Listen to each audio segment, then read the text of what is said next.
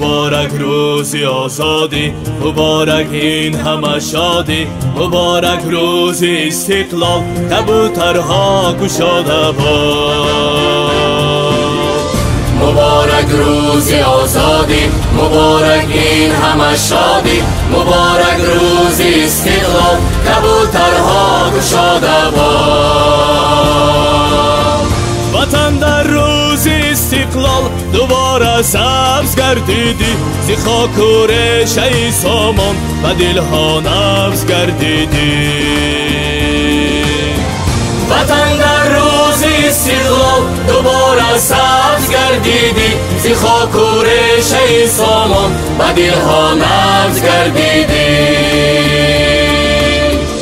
مبارک روز آزادی، مبارک این همه شادی، مبارک روز استقلال، کبوترها گشاده باد.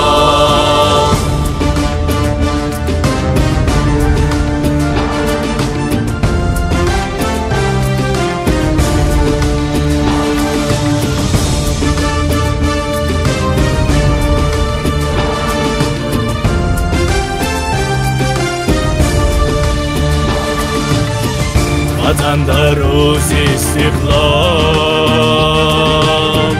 دوباره گشته احیا، وطن ریشه تاریخ، درخت سبز فرداها. وطن در روز استقلال دوباره گشته احیا، وطن ریشه تاریخ، درخت سبز فرداها. همایون تاجیکستانم تو را این روزی آزادی، تو رمزی صلح و آرامی، توی سبز و نکنامی. همایون تاجیکستانم تو را این روزی آزادی، تو رمزی صلح و آرامی، توی سبز و نکنامی. مبارک روزی آزادی، مبارک این همه شادی، مبارک روزی استقلال، کبوترها گشاده باد. مبارک روزی آزادی، مبارک این همه شادی، مبارک روزی استقلال، کبوترها گشاده باد.